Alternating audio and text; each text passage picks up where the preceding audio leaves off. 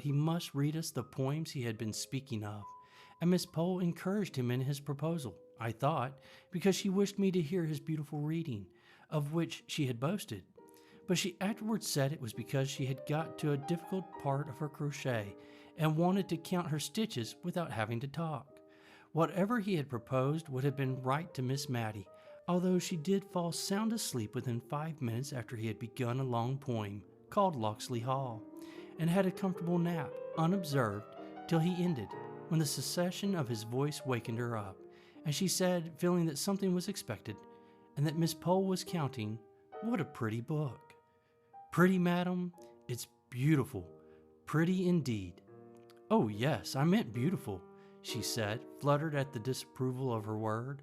"It is so like that beautiful poem of Dr. Johnson's my sisters used to read. I forget the name of it. What was it, my dear?" turning to me. "Which do you mean, ma'am? What was it about?" "I don't remember what it was about, and I've quite forgotten what the name of it was, but it was written by Dr. Johnson, and was very beautiful, and very like what Mr. Holdbrook has just been reading." "I don't remember it," said he reflectively, "but I don't know Dr. Johnson's poems well. I must read 'em."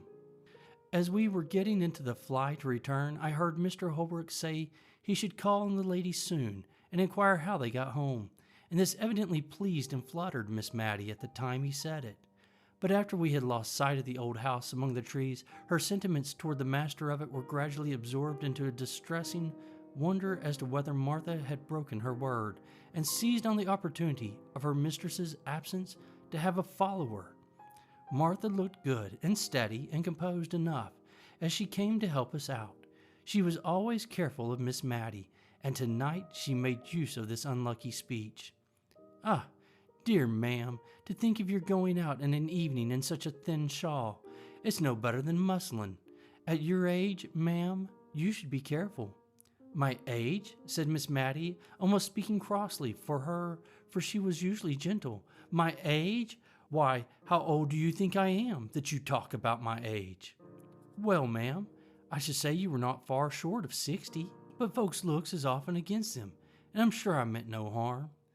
"Martha, I'm not yet 52, said Miss Matty with grave emphasis, for probably the remembrance of her youth had come very vividly before her this day, and she was annoyed at finding that golden times so far away in the past. But she never spoke of any former or more intimate acquaintance with Mr. Holdbrook.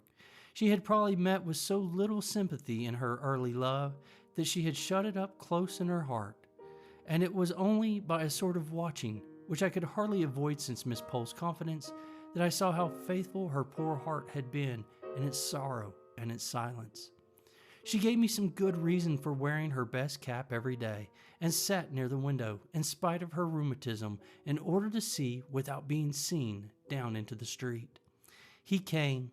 He put his open palms upon his knee, which were far apart, and he sat with his head bent down, whistling after we had replied to his inquiries about our safe return. Suddenly he jumped up. "Well, madam, have you any commands for Paris? I'm going there in a week or two." "To Paris?" we both exclaimed. "Yes, madam. I've never been there, and always had a wish to go, and I think if I don't go soon, I mightn't go at all. So as soon as the hay is got in, I shall go, before harvest time." We were so much astonished that we had no commissions. Just as he was going out of the room, he turned back with his favorite exclamation. "God bless my soul, madam, but I nearly forgot half my errand. Here are the poems for you admired so much the other evening at my house." He tugged away at a parcel in his coat pocket. "Goodbye, miss," said he. "Goodbye, Matty. Take care of yourself." And he was gone. But he had given her a book, and he had called her Matty, just as he used to do 30 years ago. "I wish he would not go to Paris," said Miss Matilda anxiously. "I don't believe frogs will agree with him. He used to have to be very careful when he ate, which was curious in so strong-looking a young man." Soon after this I took my leave, giving many an injunction to Martha to look after her mistress, and to let me know if she thought that Miss Matilda was not so well, in which case I would volunteer a visit to my old friend without noticing Martha's intelligence to her. Accordingly, I received a line or two from Martha every now and then, and about November I had a note to say her mistress was very low and sadly off for food, and the account made me so uneasy that, Although Martha did not decidedly summon me, I packed up my things and went.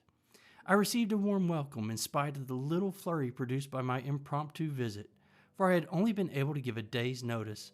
Miss Matilda looked miserably ill, and I prepared to comfort and cosset her. I went down to have a private talk with Martha. "How long has your mistress been so poorly?" I asked as I stood by the kitchen fire.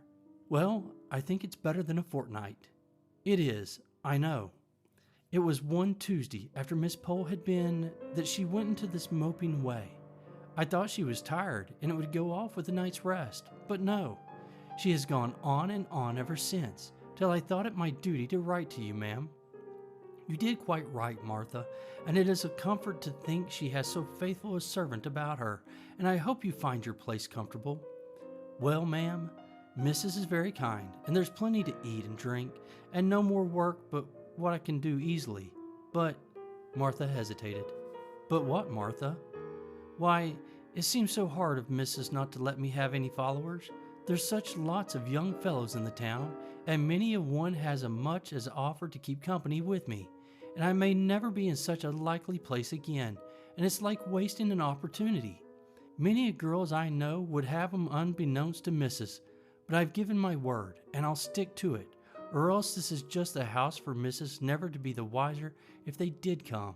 And it's such a capable kitchen, there's such dark corners in it, and I'd be bound to hide anyone. I counted up last night, for I'll not deny I was crying because I had to shut the door in Jim Hearn's face, and he's a steady young man, fit for any girl, only I had given Mrs. my word. Martha was all but crying again, and I had little comfort to give her, for I knew from old experience of the horror with which both the Miss Jenkinsons looked upon followers, and in Miss Matty's present nervous state, this dread was not likely to be lessened. I went to see Miss Pole the next day, and took her completely by surprise, for she had not been to see Miss Matilda for 2 days.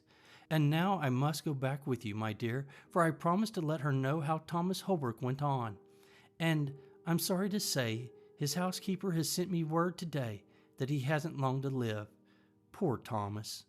That journey to Paris was quite too much for him.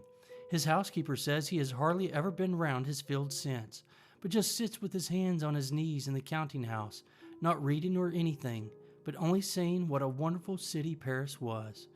Paris has much to answer for if it's killed my cousin Thomas, for a better man never lived. Does Miss Matilda know of his illness? Asked I, a new light as to the cause of her indisposition dawning upon me. Dear, to be sure, yes. Has not she told you? I let her know a fortnight ago or more, when first I heard of it. How odd she shouldn't have told you. Not at all, I thought, but I did not say anything. I felt almost guilty of having spied too curiously into that tender heart, and I was not going to speak of its secrets, hidden, Miss Matty believed, from all the world. I ushered Miss Pole into Miss Matilda's little drawing room, and then left them alone. But I was not surprised when Martha came to my bedroom door to ask me to go down to dinner alone, for that Mrs. had one of her bad headaches. She came into the drawing room at tea time, but it was evidently an effort to her, and, as if to make up for some reproachful feeling against her late sister, Miss Jenkins, which had been troubling her all the afternoon, and for which she now felt penitent, she kept telling me how good and how clever Deborah was in her youth, how she used to settle what gowns they were to wear at all the parties, faint, ghostly ideas of grim parties far away in the distance when Miss Matty and Miss Pole were young. And now Deborah and her mother had started the Benefit Society for the Poor and taught girls cooking and plain sewing, and how Deborah had once danced with a lord, and how she used to visit at Sir Peter Arley's and tried to remodel the quite rectory establishment on the plans of Arley Hall, where they kept 30 servants, and how she had nursed Miss Matty through a long, long illness, of which I had never heard before, but which I now dated in my own mind as following the dismissal of the suit of Mr. Holdbrook. So we talked softly and quietly of old times through the long November evening.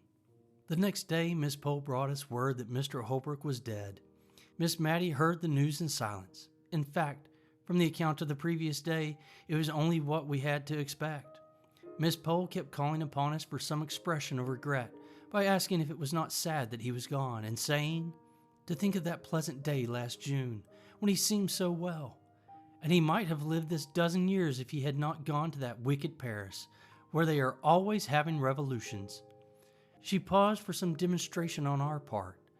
I saw Miss Matty could not speak. She was trembling so nervously.